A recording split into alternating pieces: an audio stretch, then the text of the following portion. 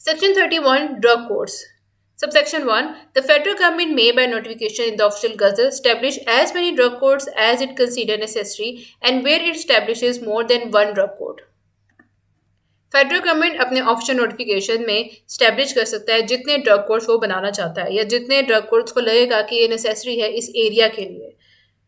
And where it establishes more than one, एक से ज़्यादा भी ड्रग कोड्स हो सकते हैं। अगर बड़ा शहर है जैसे कराची है, लाहौर है, तो वहाँ पर ड्रग कोड्स की ज़्यादा ज़रूरत है। वहाँ पर उन एरियाज़ में, क्योंकि वो बड़े एरियाज़ हैं, तो वहाँ पर एक से ज़्यादा ड्रग कोड हो सकते हैं। Shall specify in the notification the territorial limits within which of the class of cases in respect of which each one of them shall exercise jurisdiction under this act। अब जितने भी drug code बनेंगे उन drug code की territorial limits वो specify कर देंगे कि ये लिमिट है आपकी। हर कोड के वो स्पेसिफाई कर देगा कि यहाँ पे ये केसेस हो सकती हैं, या फिर ये भी कर सकते हैं कि इस इलाके का ये ड्रग कोड है या इस इलाके का ये ड्रग कोड है। वो एरियाज डिफाइन कर देंगे या फिर उनको केसेस डिफाइन कर देंगे कि इस केस के लिए ये स्पेसिफाई है ड्रग कोड। और वहाँ पर वो सारी जो भी रूल्स एंड रेगुलेशन उनको बता दी जाएंगी और जो भी अंडर ज्यूरिसडिक्शन वो वहाँ पर काम करेंगे। Each one of them shall exercise jurisdiction under this act. Subsection 2. A drug court shall consist of chairperson who is or has been or is qualified for appointment as a judge of high court. अब जो drug court है उसका chairman कौन होना चाहिए, जो कि एक उसकी क्वालिफिकेशन इतनी हो कि उसको एक हाई कोर्ट के जज की अपॉइंट कर दिया जा सके। उसकी क्वालिफिकेशन इतनी होनी चाहिए कि वो अपॉइंट किया जा सके एज ए जज ऑफ हाई कोर्ट। चेयरपर्सन होगा, इसके अलावा one full time member who is an expert in medical field, one full time member होगा जो कि मेडिकल फील्ड में एक्सपर्ट होगा, and another full time member who is an expert in pharmaceutical field, और एक फार्मास्यूटिकल फील्ड का expert होगा। तो कौन कौन से मेंबर हो गए जो इसके मेन मेंबर्स हैं? एक तो चेयरपर्सन है जिसकी क्वालिफिकेशन इतनी हो कि उसको एज ए जज ऑफ हाई कोर्ट अपॉइंट किया जा सके। दूसरा होगा एक फुल टाइम मेंबर होगा जो कि मेडिकल फील्ड में एक्सपर्ट हो, और एक फार्मास्यूटिकल फील्ड का एक्सपर्ट अपॉइंट किया जाएगा। ये 2017 में अमेंडमेंट्स इसमें ऐड की गई हैं। Provide that the chairman and one of the members shall constitute quorum of a drug court for purpose of deciding all the matter and under the act or other than the final hearing and decision of the case। अब chairman या फिर कोई भी member जो ऊपर बता दिए गए हैं मेडिकल फील्ड या फार्मास्यूटिकल फील्ड के एक्सपर्ट, वो एक कोरम जो minimum member of drug court, वो किस पर्पस के लिए उनको इकट्ठा करेंगे कि डिसाइड कर सकें किसी मैटर को इस एक्ट के अंडर, और उसकी फाइनल हियरिंग या फाइनल डिसीजन देने से पहले वो डिस्कस कर सकें कि इस केस का क्या फैसला होना चाहिए। तो उसके लिए वो कोरम कॉन्स्टिट्यूट कर सकते हैं। Subsection 3. A drug court shall sit at such places or places as the federal government, as the case may be, the provincial government may direct। Drug court कहाँ पर बैठेगा, कहाँ पर उसकी जगह होगी, कहाँ पर वो बनेगा, वो डिसाइड करेगा फेडरल गवर्नमेंट या फिर provincial government. Subsection 4. A drug court shall have all the powers conferred by the Code of Criminal Procedure 1898 on a court of session exercising original jurisdiction। अब ड्रग कोर्ट के पास कौन कौन सी powers हैं जो कि code of criminal procedure में बता दी गई हैं कि कोर्ट का सेशन कैसे होना है, वहाँ पर हेयरिंग कैसे करनी है, वहाँ पर कौन कौन से प्रोसीजर फॉलो करने हैं। Subsection 5. A drug court shall not merely by reason of a change in its composition be bound to recall or rehear any witness who has given evidence and may act on the evidence already recorded by or produced before it। अब अगर drug court के में composition में changes आ जाए, कोई अगर high court जो उनका जज है उसमें चेंज आ जाए, या कोई भी मेडिकल फील्ड या फार्मास्यूटिकल फील्ड का एक्सपर्ट चेंज हो जाए, तो उसके चेंज होने का मतलब ये नहीं है कि जितने वहाँ पे केसेस चल रहे थे उन सब के वहाँ दोबारा उनके विटनेसेस को बुलाया जाए, दोबारा एविडेंस देखे जाए, उसके बाद उनको दोबारा प्रोसीडिंग की जाए। जो केस वहाँ पे चल रहे हैं, जितने हो चुके हैं, उसके आगे ही उसको प्रोसीड करेगा। उसके आगे ही जो भी नया पर्सन आएगा, चाहे वो सब चेंज हो जाए, जज चेंज हो जाए और एक्सपर्ट चेंज हो जाए, या फिर एक दो कोई चेंज हो जाए, उनकी चेंजेस से केस पर कोई फ़र्क नहीं पड़ना चाहिए। जो एविडेंस दे चुके हैं उन्हीं एविडेंस को देखते हुए, जो कि हेयरिंग हो चुकी है उनको देखते हुए, तमाम जो भी रिकॉर्ड्स हैं उनको देखते हुए ही फैसला किया जाएगा, उन केस को आगे लेके चला जाएगा। Subsection 6. A drug court shall in all matters with respect to which no procedure has been prescribed by this act। अगर ड्रग कोर्ट में कोई मैटर ऐसा है, कोई केस ऐसा आ गया है जिसका प्रोसीजर इस एक्ट के अकॉर्डिंग प्रोवाइड नहीं किया गया, follow the procedure prescribe by the code of criminal procedure, तो उस केस के लिए कोड ऑफ क्रिमिनल प्रोसीजर में जो कि मेथड प्रोवाइड किया गया है, जो प्रोसीजर दिया गया है, उसको फॉलो किया जाएगा for the trial of summons cases bye magistrate. Subsection 7 और 8 ओमिट कर दिए गए, इसकी जगह पर 2017 में 31A ऐड किया गया। Subsection 1. The provincial government or the person sentenced by a drug court may within 60 days file an appeal against the final order of the drug court to Lahore High Court, and the appeal shall be heard by a bench of court consisting of not less than 2 judges. Provincial government या वो person जिसको सजा सुनाई drug court ने, वो दोनों 60 days में appeal जो है फाइल कर सकते हैं ड्रग कोर्ट के अगेंस्ट। कहाँ पर? लाहौर हाई कोर्ट में। और ये अपील, इसकी हेयरिंग कौन करेगा? बेंच ऑफ कोर्ट, जो कि 2 जजेस पर, जो मिनिमम 2 जजेस वहाँ पर मौजूद होने चाहिए जो कि उस केस की हेयरिंग करेंगे। तो प्रोविंशियल गवर्नमेंट या वो पर्सन जिसको सजा सुनाएगी, जिसकी केस का फैसला किया गया, वो दोनों 60 डेज में अपील फाइल कर सकते हैं ड्रग कोर्ट के अगेंस्ट लाहौर हाई कोर्ट में, और इस केस की हेयरिंग करेंगे। मिनिमम 2 जजेस होंगे लाहौर हाई कोर्ट के जो इस केस की हेयरिंग करेंगे। Subsection 2. Drug court shall as soon as possible supply copies of final order to the parties free of cost. अब ड्रग कोर्ट ने जो फैसला किया था उसकी कॉपीज वो फ्री ऑफ कॉस्ट जो है पार्टीज को प्रोवाइड करेगा, जो कि पर्सन है उसको प्रोवाइड करेगा, लाहौर हाई कोर्ट है उनको प्रोवाइड करेगा। Subsection 3. The provision of Section 5 and 12 of Limitation Act 1908 shall be applicable to the appeal under this section. तो लिमिटेशन एक्ट के सेक्शन 5 एंड 12 यहाँ पर एप्लीकेबल होंगे जब अपील की जाएगी ड्रग कोर्ट के खिलाफ। कहाँ पे? लाहौर हाई कोर्ट में। सेक्शन 32. प्ली का मतलब है अपील करना या रिक्वेस्ट करना। Subsection 1. Save as hereafter provided in this section, it shall be no defense in a prosecution under this act to prove merely that accused was ignorant of nature, substance, or quality of drug in respect of which the offence has been committed. अब यहाँ पर बात ये हो रही है कि किसी भी ऐसा केस जहाँ पर एक्यूज्ड वो ये क्लेम करे कि वो जो सब्सटेंस या ड्रग था उसकी नेचर से वाकिफ नहीं था, वो इग्नोरेंट ऑफ नेचर या सब्सटेंस या क्वालिटी उसको नहीं पता था कि क्वालिटी ऑफ ड्रग लो है या फिर इस ड्रग में कोई मिलावट है, एडल्ट्रेटेड है, सुपूरियस है, वो इस चीज़ से वाकिफ ही नहीं था। और उस ड्रग पे जाहिर सी बात है अगर वो एडल्ट्रेटेड ड्रग है, सुपूरियस ड्रग है, काउंटरफेट ड्रग है, तो वो इस एक्ट के अकॉर्डिंग पनिशेबल है कि कोई अगर उसको सेल कर रहा है, मैन्युफैक्चर कर रहा है, डिस्ट्रीब्यूट कर रहा है, इंपोर्ट कर रहा है, तो वो इस एक्ट के अंडर पनिशेबल है। तो अगर कोई ये क्लेम करता है कि वो इसकी नेचर से इग्नोरेंट था, उसको नहीं पता था कि इसकी क्वालिटी ऑफ ड्रग क्या है या इस ड्रग में क्या है, तो इसकी बेस पर कोई भी डिफेंस नहीं होगा। यानी कि ये बेस बन ही नहीं सकती है किसी भी इनोसेंट के लिए, वो इनोसेंट नहीं होगा। क्योंकि अगर किसी ने आपके पास कोई चीज़ रखवाई है तो आपको उसके बारे में पूरा इल्म होना चाहिए कि आपके पास अगर कोई चीज़ रखवा के जा रहा है तो वो एक्चुअली है क्या, उसके ऊपर कोई क्राइम तो नहीं हो गया। आप भी उसमें बराबर के शरीक होंगे अगर आप उसको पोजेस करेंगे, अगर आप उसको स्टॉक करेंगे, मैन्युफैक्चर करेंगे या उसको सेल करेंगे। तो इस तरह के केस में कोई भी डिफेंस नहीं होगा लीगल प्रोसीडिंग में। उसके ऊपर जो लीगल प्रोसीडिंग चल रही है वो चलती रहेगी और उसको उस पर सज़ा मिलेगी, उस पर कोई डिफेंस नहीं होगा उसके लिए। or of circumstances of its manufacture or import, or that a purchaser having bought only for the purpose of test analysis has not been prejudiced by the sale. या वो ये क्लेम करे कि उसने तो ये सिर्फ टेस्ट और एनालिसिस के पर्पज से लिया था, उसका ऐसा कोई मकसद नहीं था कि वो उसको सेल करे या उसको मैन्युफैक्चर करे या इंपोर्ट करे। तो इन सब चीज़ों में ये केयरलेसनेस की एक निशानी है कि अगर आपके पास कोई चीज़ रखवा के जाए तो आपको पता ही ना हो कि आपके पास क्या चीज़ रखवाई है, और बाद में आप ये क्लेम करें कि मुझे पता ही नहीं था, मैंने तो उसको खोला ही नहीं, ये तो इग्नोरेंट, मैं तो ध्यान ही नहीं दिया इस पे। तो इसमें कसूर आपका है क्योंकि आपको पता ही नहीं, आपने किसी और से चीज़ लेकर अपने पास रख ली और फिर उस पर आपने कोई इन्वेस्टिगेशन ही नहीं की।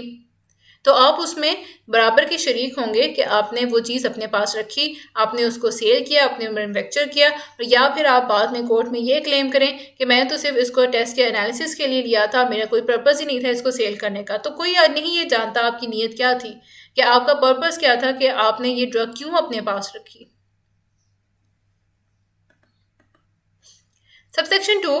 A drug shall not be deemed to be misbranded or adulterated or substandard only by reason of the fact that there has been added thereto some innocuous substance or ingredient because the same is required for the manufacture or preparation of drug fit for carriage or consumption.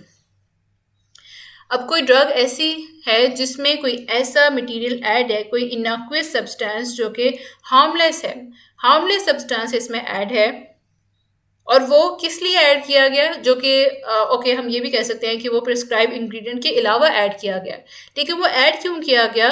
क्योंकि वो drug को carriage और उसकी consumption के लिए fit था। आप उसको कैरी करके ले जाएंगे, ट्रांसपोर्टेशन में वो डिस्ट्रॉय हो जाएंगी।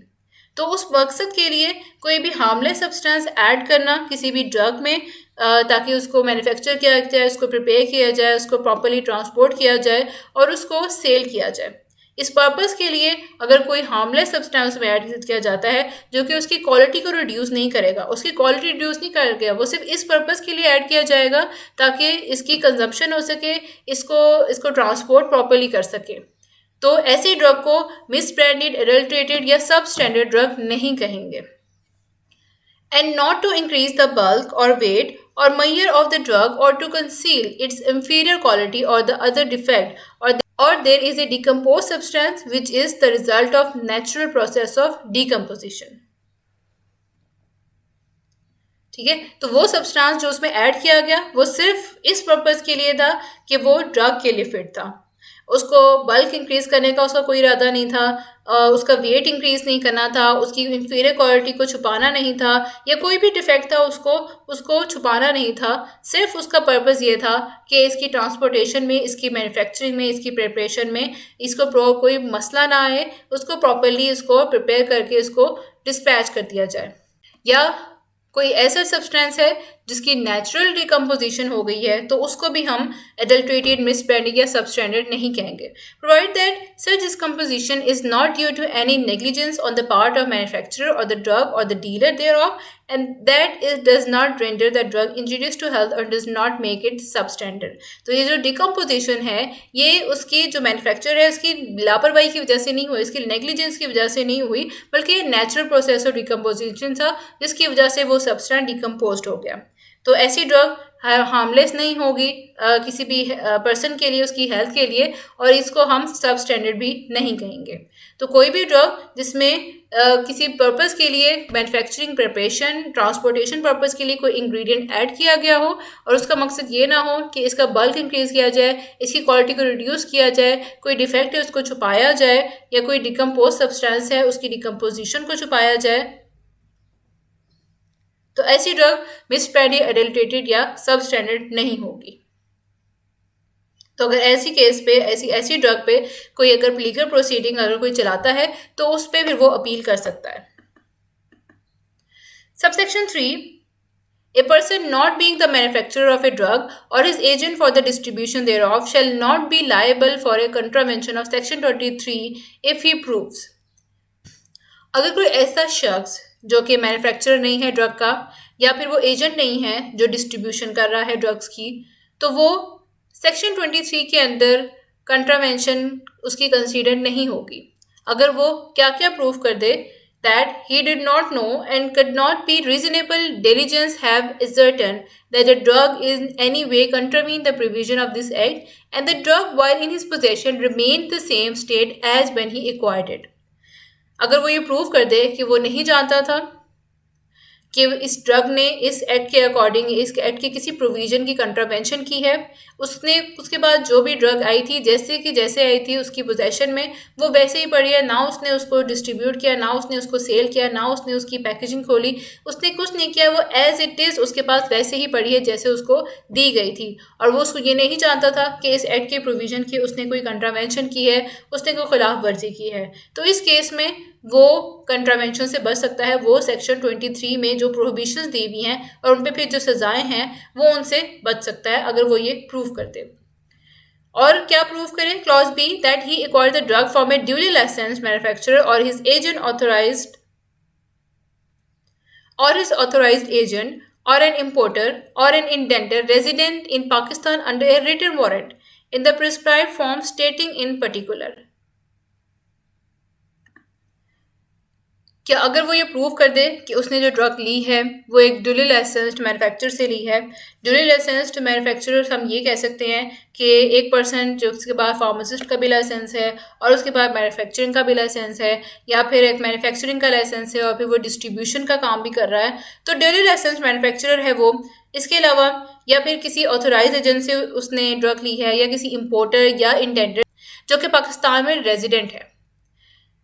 सारे उसने रिटर्न प्रोटोकॉल्स पूरे किए हैं, रिटर्न वारंट लिया है, प्रिस्क्राइब फॉर्म है, सारी उसकी लीगल प्रोसीडिंग, सारी डॉक्यूमेंटेशन पूरी है, ड्रग के ऊपर उसका बैच नंबर है, और जिस पर्सन से उसने ड्रग ली है वो उसने साइन किया है, उसके सारे प्रॉपर डॉक्यूमेंट्स हैं कि इस ड्रग ने इस एक्ट की कोई भी कंट्रावेंशन नहीं की, सेक्शन 23 की कोई भी कंट्रावेंशन उसने नहीं की है, और ये प्रूव करे कि वो ड्रग उसके पास उसकी पोजेशन में है, प्रॉपरली स्टोर्ड है, ऐसी की वैसी वेरी है जैसी उसने खरीदी थी या ली थी। और क्या प्रूव करे कि ये ड्रग जो उसने ली, जिस मैन्युफैक्चरर से ली, वो एक वैलिड लाइसेंस था उस मैन्युफैक्चरर के पास और उसको ये परमिशन थी कि वो ड्रग मैन्युफैक्चर कर सके। ऑब्वियसली जिसके पास मैन्युफैक्चर है, मैन्युफैक्चरिंग लाइसेंस है, तो वो उसके पास ये परमिशन है कि वो ड्रग मैन्युफैक्चर कर सकता है। तो कोई भी पर्सन है जो कि खुद मैन्युफैक्चर नहीं किसी ड्रग का, ना वो डिस्ट्रीब्यूशन का कोई एजेंट है, वो अगर प्रूव कर दे कि वो नहीं जानता था कि जो ड्रग उसने ली है, जो ड्रग उसके पास रखवाई गई है, उसमें उसने इस एक्ट की कंट्रावेंशन की है, इस एक्ट के किसी प्रोविजन की कंट्रावेंशन की है जो कि इस एक्ट के अंडर पनिशेबल है, या वो ये प्रूव कर दे कि उसने ये ड्रग ली है किसी वैलिड मैन्युफैक्चरर से, इंपोर्टर से, इंटेंडर से, सारे उसके पास डॉक्यूमेंटेशन पूरी है, सारे रिटन वारंट मौजूद है उसके पास, बैच नंबर है, साइंड डॉक्यूमेंट है कि इस एक्ट ने किसी प्रोविजन की कंट्रावेंशन नहीं की है, और ड्रग उसके पास प्रॉपरली स्टोर्ड है, ये सारी चीज़ें वो प्रूव कर दे तो उसके ऊपर ये लीगल प्रोसीडिंग नहीं होगी, या उसके ऊपर सेक्शन 23 की कोई भी कंट्रावेंशन अप्लाई नहीं होगी। Provide that a defense under clause B shall be open to a person only। अब पीछे जो clause B हमने पढ़ा, इस पर डिफेंस ओपन हो सकता है किस किस कंडीशन में? If he has within 7 days of service on him of summons sent to the inspector a copy of warranty with a written notice stating that he intend to rely upon it and giving the name and address of warrantor। अब पीछे हमने पढ़ा था कि उसके पास proper documentation मौजूद है, उसके पास वारंटी मौजूद है, तो फिर क्या करेगा वो? विद इन 7 डेज उसके जो पेशी है उसके 7 डेज में वो इंस्पेक्टर को उस वारंटी की कॉपी भेजेगा, और सारे जो नाम और एड्रेस, सारे वारंटर के नाम और एड्रेस, वो सारी इन्फॉर्मेशन वो इंस्पेक्टर को प्रोवाइड कर देगा। या फिर if he proves that he has within the same period sent written notice to such intention to the said warrantor, और उसको क्या करना है कि वो उसी तरह का return notice with in 7 days में ही वारंटर को भी सेंड करेगा। तो इन दोनों क्लॉजेस को, सब क्लॉजेस को वो पूरा करता है तो इस पर्सन के लिए डिफेंस ओपन हो सकता है कि इंस्पेक्टर को भी ये कॉपी भेजे पूरी वारंटी की, सारी डॉक्यूमेंटेशन की, और वारंटर को भी वो सारी इन्फॉर्मेशन विद इन 7 डेज वो ये भेजे कि इसके ऊपर ये केस चल रहा है, ये प्रॉब्लम आई है, इस ड्रग ने कंट्रावेंशन की है और इसकी लीगल प्रोसीडिंग हो रही है। तो इन दोनों को इन्फॉर्म करके तो फिर उस पर डिफेंस ओपन हो सकता है। Section 33 application of law relating to customs and powers of officer of the customs. Customs है custom related to trade, regular dealing with shop, business या इम्पोर्ट एक्सपोर्ट, इस पे बेसिकली कस्टम अप्लाई होता है import export पे। Subsection 1, the law for the time being in force relating to customs and goods to import of which is prohibited by or under the Custom Act 1969 shall subject to the provision of Section 27 of this Act apply in respect of drug the import of which is prohibited under this Act। Custom Act किसी भी जो भी goods import हो रही हैं उनके ऊपर custom act apply हो रहा है, और उस एक्ट के अकॉर्डिंग जो भी उस पर प्रोहिबिशंस हैं वो ड्रग्स की इंपोर्ट पे भी अप्लाई होंगी। जो कस्टम एक्ट गुड्स पे अप्लाई हो रहा है, क्लोथिंग पे हो रहा है, फ्रूट्स पे हो रहा है, फूड आइटम्स पे हो रहा है, वही वही एक्ट ड्रग्स पे भी अप्लाई होगा इन द सेम वे। और जो ऑफिसर हैं कस्टम एक्ट के, and the officer of customs and officer to whom any of the function officer have been interested under the set act shall have the same power in respect of such drug। अगर और जो custom officer हैं जो वहाँ पे deal कर रहे हैं सारे कस्टम रिलेटेड इश्यूज को, अगर उनके पास जो पावर्स हैं, जो क्लोथिंग पे उनके पास पावर हैं, जो कि फूड आइटम्स पे हैं या किसी भी और चीज़ पे जो पावर किसी और गुड्स की इंपोर्ट पे हो रही हैं, वही पावर उनकी ड्रग्स रिलेटेड चीज़ों पर भी होंगी। तो they have the same powers in respect of such drug as they have for the time being in respect of such good। उन गुड्स के ऊपर जैसे पावर्स है किसी कस्टम ऑफिसर की, इसी तरह ड्रग की इंपोर्ट के ऊपर भी कस्टम ऑफिसर की सेम पावर्स होंगी। यानी कि अगर वो किसी ड्रग को वो रोकना चाहेगा कि वो इंपोर्ट नहीं होगी तो वो नहीं होगी, उसके पास कोई ये सारी पावर्स उसके पास मौजूद है। वो इंस्पेक्शन करना चाहे, वो किसी पैकेट को खुलवाना चाहे कि मैं देखना चाहता हूँ कि इसमें क्या चीज़ें हैं या उसको कोई शक हो, तो वो सारी पावर्स उस ऑफिसर के पास हैं। अगर वो ड्रग की इंपोर्ट हो रही है तो ड्रग्स के ऊपर भी होंगी। सेम एज द केस अगर कोई गुड्स इंपोर्ट हो रही हैं। Subsection without prejudice to the provision of subsection 1 an officer of custom और ए फेडरल इंस्पेक्टर और any other person as may be authorized by federal government in this behalf may detain any import package which is suspect to contain any drug the import of which is prohibited under this act। अब जो custom officer है या federal inspector या कोई भी person जिसको federal government ने appoint किया है इस बिहाव पर कि कोई भी इंपोर्ट पैकेज आ रहा है, कोई इंपोर्टेड पैकेज है और उसको शक हो कि इस पैकेज पे कोई ऐसी ड्रग है जो कि इंपोर्ट नहीं होनी चाहिए थी, जो कि प्रोहिबिशंस में आ रही है, तो वो क्या कर सकता है, shall forthwith report the detention to the licensing authority। वो उस पैकेट को डिटेन कर सकता है, उसकी रिपोर्ट जो है किसको करेगा, लाइसेंसिंग अथॉरिटी को करेगा कि ये इस ड्रग इसमें मौजूद है जो कि प्रोहिबिशंस में आ रही है और ये इंपोर्ट हुई है। If required by it, forward the package or sample of any suspect drug found therein to the laboratory specified by it। और अगर रिक्वायर्ड हो कि डिटेक्ट किया जा सके कि इस ड्रग में कोई इलीगल मटेरियल तो नहीं है जो कि इंपोर्ट कर दिया गया है, तो वो लेबॉर्ट्री में जाएगा वहाँ पे टेस्टिंग होने के लिए और उसके बाद भी फर्दर प्रोसीडिंग होगी। तो कोई भी पर्सन है जिसको फेडरल गवर्नमेंट ने अपॉइंट किया है या कस्टम ऑफिसर जिसके पास ये पावर्स हैं, वो किसी भी पैकेट को रोक के उसको चेक कर सकती है क्योंकि उसमें कोई ऐसी मटेरियल तो नहीं है जो कि प्रोहिबिटेड है, प्रोहिबिशन में आ रही है, इंपोर्ट नहीं होनी चाहिए थी। और अगर कोई ऐसा आर्टिकल फाउंड होता है तो वो लाइसेंसिंग अथॉरिटी को इन्फॉर्म करेंगे और अगर रिक्वायर्ड होगा तो उसकी टेस्टिंग भी करा ली जाएगी। Section 34 offence by companies where the person guilty of an offence under this act is a company, corporation, firm or institution, every director, partner or employee of the company, corporation, firm or institution with whose knowledge or consent of offence was committed shall be guilty of the offence। कोई भी company कोई जुर्म करेगी तो इसका हर शख्स, उस company का, उस फर्म का हर शख्स, डायरेक्टर, पार्टनर, एम्प्लॉय, उसका में बराबर का शरीक होगा, उस ऑफेंस में बराबर का शरीक होगा अनटिल वो ये प्रूव कर ले कि जो जुर्म हुआ है वो इसके कंसेंट के बगैर हुआ है। या जैसे अगर कोई डायरेक्टर को वो पकड़ते हैं कि डायरेक्टर आपकी गलती हुई है कि अगर इसमें कोई कंट्रावेंशन हुई है, तो अगर वो डायरेक्टर ये प्रूव कर दे कि उसके कंसेंट के बगैर हुआ, इसके नॉलेज के बगैर ये प्रोसेस हुआ है, इनके एम्प्लॉयज़ ने बगैर उनको बताया ये चीज़ की है, या उनके पार्टनर ये कहें कि ये हमारे कंसेंट में ये बात नहीं थी, ये हमें जो ऊपर से ऑर्डर आया हमने वही किया है, तो अगर प्रूफ हो जाए तो फिर उसी शख्स को सज़ा मिलेगी। अदरवाइज उस कंपनी के सारे एम्प्लॉय, डायरेक्टर, पार्टनर उस ऑफेंस में बराबर के शरीक होंगे। Section 35 publication of offenders name. If any person is convicted of an offence under this act, it shall be lawful for the drug court to cause the offender's name, place of residence, offence of which he has been convicted, and the penalty which has been inflicted upon him to be published at the expense of such person in such newspaper or in such other manner as the court may direct। अगर किसी शख्स ने कोई offence commit किया है और उस पर उसको सज़ा मिली है, तो उस ऑफेंडर का नाम, उसकी रहने की जगह, उसका ऑफेंस जो उसने कमिट किया है और उसकी पेनल्टी वो कहाँ पे पब्लिश होगी, न्यूज़पेपर में या फिर किसी भी नोटिफिकेशन में जो कि ड्रग कोर्ट जिस मैनर से चाहेगा वो उसको पब्लिश करवा देगा। Subsection 2 the expenses of such publication shall be recoverable in the same manner as a fine is recovered. और जो पब्लिकेशन का एक्सपेंस होगा वो कैसे रिकवर होगा, जैसे ही वो जो ऑफेंडर है वो फाइन पे करेगा तो उससे उस पब्लिकेशन का जो भी उस पर खर्चा हुआ था, जो भी उसका एक्सपेंस था, उसको रिकवर कर लिया जाएगा। Section 36 power to exempt.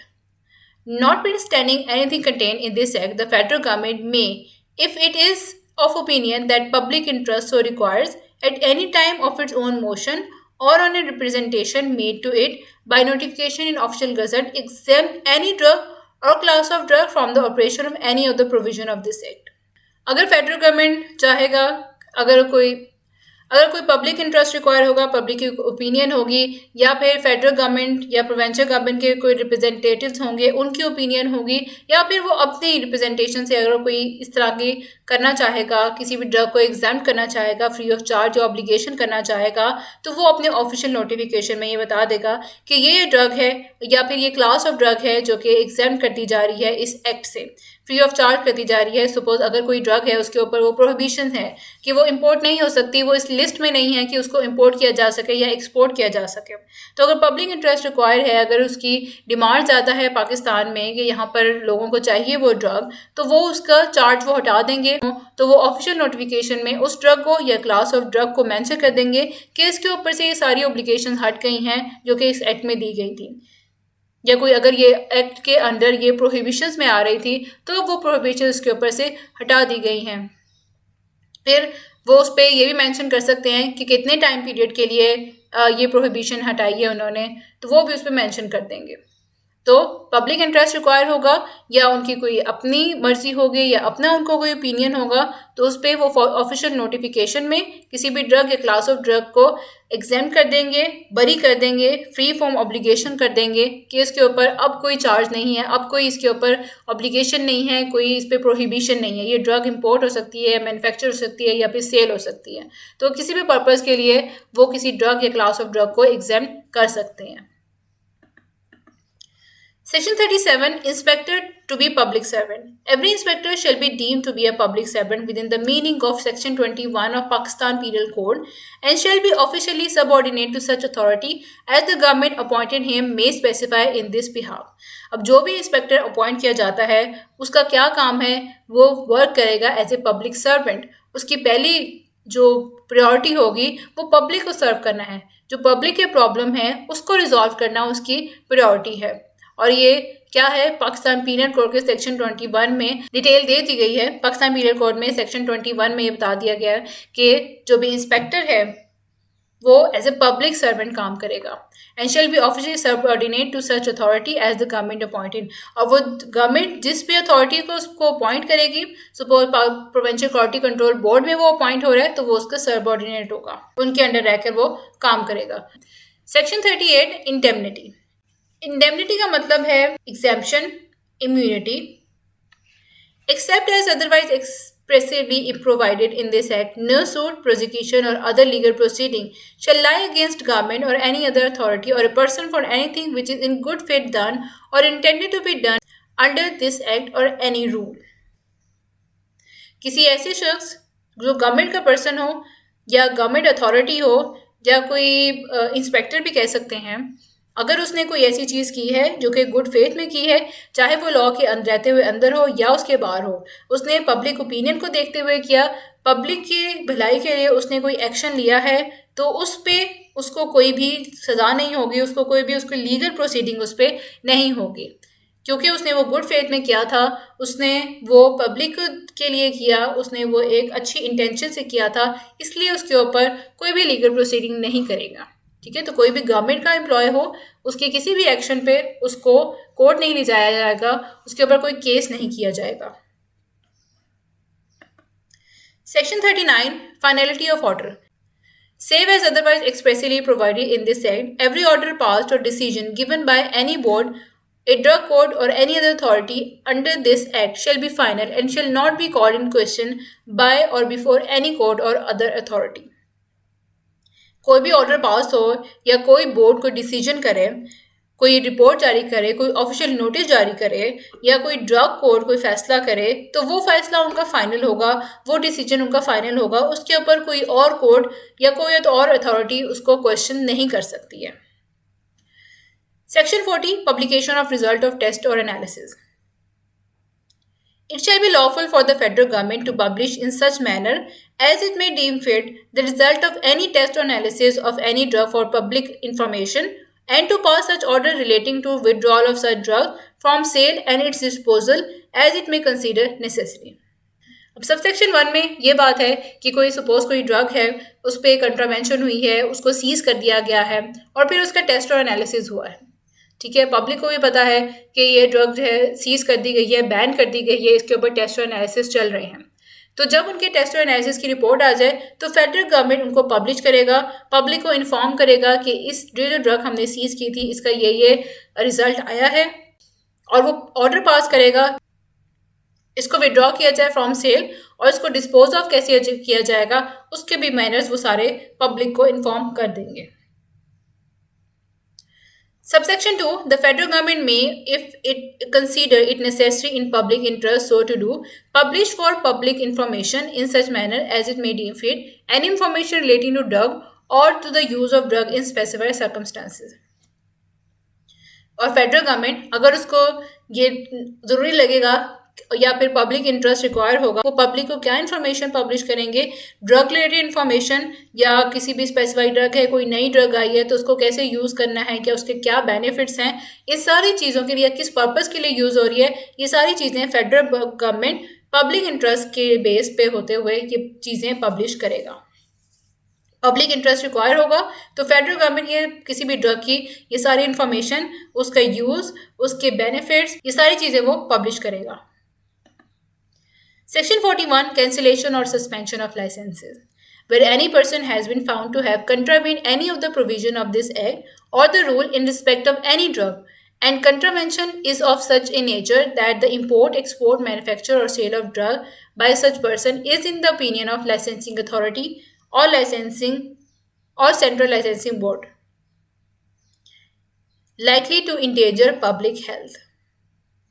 अगर कोई ऐसा शख्स जिसने कंट्रावेंशन की है इस एक्ट के अंडर, इस एक्ट के किसी प्रोविजन की कंट्रावेंशन की है, या फिर कोई रूल है इन रिस्पेक्ट ऑफ ड्रग उसमें कंट्रावेंशन की है, उसकी खिलाफ वर्जी की है, उसमें ऑफेंस किया है, कोई एडल्ट्रेटेड ड्रग प्रिपेयर की है, कोई काउंटरफीट ड्रग की है, and contravention is of nature that import, export, manufacture of any drug, या फिर कोई ऐसी ड्रग इम्पोर्ट कर रहा है, एक्सपोर्ट कर रहा है, मैन्युफैक्चर कर रहा है, सेल कर रहा है जो कि पब्लिक की हेल्थ के लिए नुकसानदेह है, जो कि प्रोहिबिशंस में आ रही थी, जिस पे अफेंस कमिट किया गया, जो सपोज सुपूरियस ड्रग हो सकती है, वो एडल्ट्रेटेड ड्रग हो सकती है, काउंटरफीट ड्रग हो सकती है, तो उस लाइसेंसिंग अथॉरिटी और सेंट्रल लाइसेंसिंग बोर्ड के ओपिनियन में वो ड्रग पब्लिक की हेल्थ के लिए नुकसानदेह है। The authority may, after giving such person an opportunity of being heard, तो जो सेंट्रल लाइसेंसिंग बोर्ड या लाइसेंसिंग अथॉरिटी उस शख्स को मौका देंगे कि वो अपना बयान रखे कि उसने अगर ऐसी कोई कंट्रावेंशन की है, उसने कोई ऐसी ड्रग पे की है जो कि पब्लिक की हेल्थ के लिए डेंजरस है, तो वो इसका जवाब दे कि उसने ऐसा क्यों किया है। Cancel the license to import, export, manufacture or sell drug issued to such drug or suspend such license for a specified period. तो फिर उसको अपॉर्चुनिटी देने के बाद, उसकी हेयरिंग की अपॉर्चुनिटी देने के बाद वो ये फैसला करेंगे कि या तो लाइसेंस को कैंसिल कर दिया जाए कि वो इंपोर्ट, एक्सपोर्ट, मैन्युफैक्चर कर ही ना सके, या फिर कोई स्पेसिफाइड टाइम के लिए उसको सस्पेंड कर लिया जाए। तो इसकी समरी ये है, कोई भी शख्स ऐसा जिसने इस एक्ट की किसी प्रोविजन की कंट्रावेंशन की हो, किसी ऐसी ड्रग को इंपोर्ट, एक्सपोर्ट, मैन्युफैक्चर या सेल किया हो जो कि पब्लिक हेल्थ के लिए डेंजरस है, तो वो अथॉरिटी, लाइसेंसिंग अथॉरिटी या सेंट्रल लाइसेंसिंग बोर्ड उस शख्स को अपॉर्चुनिटी देंगे कि वो अपना बयान रख सके, उसकी हेयरिंग करेंगे और उसके बाद फैसला करेंगे कि या तो उसके लाइसेंस को कैंसिल कर दिया जाए या कुछ टाइम के लिए सस्पेंड कर दिया जाए। 2017 और 18 में इसकी अमेंडमेंट्स कुछ आई हैं। 2017 में subsection 1, notwithstanding anything in this section 41, the Provincial Quality Control Board may, subject to condition mentioned in that section, and after affording an opportunity of hearing the manufacturer and recording detailed reasons including the ground of suspension, suspend the manufacturing license of a manufacturer within Punjab for such period not exceeding 30 days, as the board may determine. अब क्योंकि ये amendments Punjab की हैं तो provincial quality control board का यहाँ पर role आता है। वो कि उस पर्सन की हेयरिंग सुनने के बाद सारे उसके शो कॉज उसकी कॉज सुनने के बाद, सारी रीज़न सुनने के बाद, सारी डिटेल उसकी रिकॉर्ड्स जितने भी हैं वो सारे देखने के बाद वो इंक्लूड करेंगे वो पॉसिबल मीन्स ऑफ सस्पेंशन। वो कंसीडर करेंगे किस किस बेस पर इसकी लाइसेंस की सस्पेंशन होनी चाहिए। और जब वो लाइसेंस सस्पेंड करेंगे तो पंजाब में उनका 30 डेज से नॉट जो पीरियड है सस्पेंशन का वो 30 डेज से ज़्यादा नहीं होना चाहिए। As soon as may be report the matter to Central Licensing Board for such action as the board may deem appropriate। तो जब ये फैसला कर ले कि हमने इस शख्स का लाइसेंस सस्पेंड कर दिया है, सेंट्रल लाइसेंसिंग बोर्ड को भी बता देंगे हमने 30 डेज तक इसका लाइसेंस सस्पेंड कर दिया है। 2017 में यह 30 डेज थे, 2018 में 15 डेज हो गए। ठीक है, तो अब जो इन्फोर्स है हमारे यहाँ पर लॉ कि 15 डेज तक वो सस्पेंड कर सकते हैं। जो मैन्युफैक्चरिंग लाइसेंस है 15 डेज तक वो लाइसेंस सस्पेंड रह सकता है। और फिर 15 डेज का सस्पेंड करने के बाद लाइसेंस सेंट्रल लाइसेंसिंग बोर्ड को भी इन्फॉर्म करना है, किसने? प्रोविंशियल क्वालिटी कंट्रोल बोर्ड ने। Subsection 2, a copy of order under subsection 1 shall immediately be supplied to the manufacturer requiring him to take appropriate remedial measure. अब इस कॉपी जो subsection 1 में हमने बताया कि उसका 15 डेज के लिए या 30 डेज के लिए जो उसका लाइसेंस सस्पेंड हुआ, उसकी एक कॉपी इमीडिएटली मैन्युफैक्चरर को भी दे दी जाएगी और उसको कहा जाएगा कि ये आपके पास टाइम है, ये 30 डेज का या 15 डेज का टाइम है आपके पास, और इस टाइम में आपने सारे रिमीडियल मेजर करने हैं। जो भी आपके यहाँ पे ड्रग में प्रॉब्लम थी उसको आपने ठीक करने लाए ताकि आपका लाइसेंस बहाल किया जा सके। सबसेक्शन 3, 2018 में भी कोई चेंजेस नहीं आई। सबसेक्शन 2 में इसको भी as it is carry forward किया गया। Subsection 3, the manufacturer shall take remedial measure and shall request the Provincial Quality Control Board for an immediate inspection of the unit and the board shall promptly arrange an inspection। अब manufacturer जो है उसने सारे remedial major ले लिया, उसने सारे action ले लिया, उसको जितना टाइम दिया जाएगा 15 डेज का, 30 डे का। इन केस ऑफ 2017 की अमेंडमेंट 30 डेज का उसको टाइम दिया गया, वहाँ पे उसने अपने सारे रिमीडियल मेजर कर लिए। तो फिर वो रिक्वेस्ट करेगा प्रोविंशियल क्वालिटी कंट्रोल बोर्ड को कि वो उसके यूनिट की, उसके मैन्युफैक्चरिंग प्लेस की इंस्पेक्शन करें। 2018 में भी सेम यही बात है, कोई चेंजेस नहीं आई है। Subsection 4, if the board is satisfied that the ground leading to the suspension of license have been remedied and it has restored the license of manufacturer, provincial quality control board inspection करेगा उनकी unit की, उस manufacturing place की। अगर satisfied हो जाता है कि जिस बेस पे उनका लाइसेंस सस्पेंड हुआ था उन्होंने उसको रिमीडाइट कर दिया है, उसको रिकवर कर लिया है, उसको करेक्ट कर लिया है अपनी मिस्टेक को, तो वो उसका लाइसेंस रीस्टोर कर देंगे। And report the matter to the central licensing board. If the board is not satisfied it may require the manufacturer to take remaining remedial measure. अब बोर्ड उनका लाइसेंस रीस्टोर कर देगा और फिर सेंट्रल लाइसेंसिंग बोर्ड को inform कर देगा। लेकिन अगर provincial quality control board satisfied नहीं होता, उनके जो भी उन्होंने रिमीडियल मेजर्स किए हैं, जो भी उन्होंने अपने प्रॉब्लम्स को करेक्ट किया है, जो उनकी डिफेक्ट्स हैं उनको करेक्ट किया है, वो उससे सेटिस्फाइड नहीं हो रहा, तो वो उसको और टाइम दे देंगे।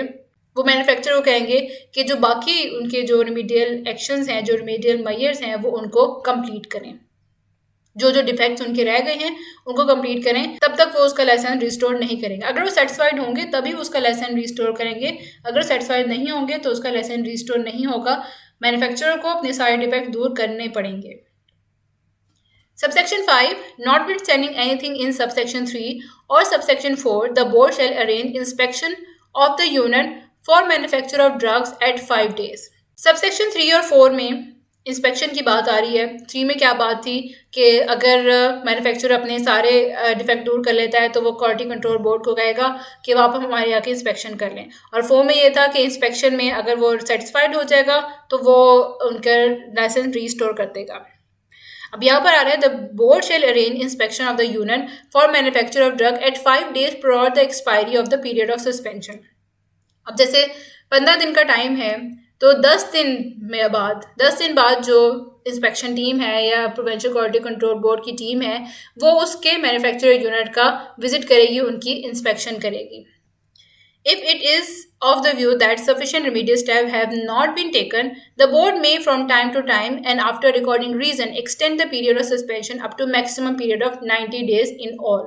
सपोज अगर मैन्युफैक्चरर है उसने नहीं इन्फॉर्म किया, नहीं कहा कि आप हमने रिमीडियल में ये कर लिया तो आप हमारे आके चेकिंग कर लें, यहाँ पर बोर्ड खुद एक्सपायर होने से, सस्पेंशन की डेट एक्सपायर होने से 5 दिन पहले वो मैन्युफैक्चरिंग यूनिट का विजिट करेगा, वहाँ की इंस्पेक्शन करेगा, और अगर उसको ये लगेगा कि यहाँ पर प्रॉपर स्टेप नहीं लिए गए डिफेक्ट्स को दूर करने के, प्रॉपर रिमीडियल स्टेप यहाँ पे नहीं लिए गए हैं, तो board time to time reason record करता जाएगा और उनका पीरियड एक्सटेंड करता जाएगा, उनकी सस्पेंशन का पीरियड्स, और ये सस्पेंशन का पीरियड्स मैक्सिमम 90 डेज तक जा सकता है। 2018 में भी ये चीज़ें कैरी फॉरवर्ड हुई हैं, कोई चेंजेस नहीं आई हैं। Subsection 6. If the manufacturer does not take effective remedial step during the period or extend period of suspension of license, the board shall refer the matter to Central Licensing Board for immediate cancellation of manufacturing license. अगर उस manufacturer ने अपने extended period में भी remedial measures नहीं किए हैं, suppose 90 days तक उसको टाइम दे दिया गया, 90 डेज में भी उसने जो भी डिफेक्ट्स है अपने मैन्युफैक्चरिंग प्रोसेस में उसने उनको दूर नहीं किया, तो प्रोविंशियल क्वालिटी कंट्रोल बोर्ड वो सेंट्रल लाइसेंसिंग बोर्ड को कहेगा कि इनका लाइसेंस कैंसिल कर दिया जाए। सेम एज इट इज़ 2018 के अमेंडमेंट्स में भी है। Subsection 7. Any manufacturer agreed by the order of suspension may within 7 days from the receipt of order prefer an appeal to appellate authority as notified by government. अगर कोई manufacturer को ये बात नहीं लगी या वो एग्री नहीं करता कि जो सस्पेंशन हुई है वो वैलिड हुई है, तो वो उस सस्पेंशन के विदिन 7 डेज अपीलेट अथॉरिटी को अपील कर सकता है जो कि गवर्नमेंट ने नोटिफाइड कर दी हो, and the appellate authority shall dispose of the appeal maximum within 7 days. और जो अपीलेट अथॉरिटी है वो अपना फैसला 7 डेज में, मतलब उस अपनी अपील के 7 डेज में उसको अपना फैसला कर लेना है। ठीक है, तो जो भी मैन्युफैक्चरर एग्री नहीं करता, वो उस डिसीजन से खुश नहीं है जो कि प्रोविंशियल क्वालिटी कंट्रोल बोर्ड ने किया उसकी सस्पेंशन का, तो वो अपीलेट अथॉरिटी में जा सकता है, वहाँ अपील कर सकता है, और अपीलेट अथॉरिटी इस अपील के होते में 7 डेज में वो ये काम कर लेगा, 7 डेज में इस अपील का फैसला सुना देगा। सेक्शन 42. कैंसिलेशन और suspension of registration of registered drug. When any person has been found to have contravened any of the provision of this act or the rules in respect of any registered drug, अगर कोई person किसी भी ऐसी drug की contravention कर रहा है इस एक्ट के अकॉर्डिंग, इस एक्ट की किसी प्रोविजन की कंट्रावेंशन कर रहा है, खिलाफ वर्जी कर रहा है, और किसी ऐसी ड्रग की जो कि रजिस्टर्ड है, तो रजिस्ट्रेशन बोर्ड क्या करेगा, after giving such person an opportunity of being heard, उस पर्सन को अपॉर्चुनिटी देगा कि वो अपना बयान रखे, और उसकी हेयरिंग के बाद रजिस्ट्रेशन बोर्ड फैसला करेगा कि या तो उसकी रजिस्ट्रेशन को कैंसिल कर दिया जाए या फिर स्पेसिफाइड पीरियड के लिए उसको सस्पेंड कर दिया जाए।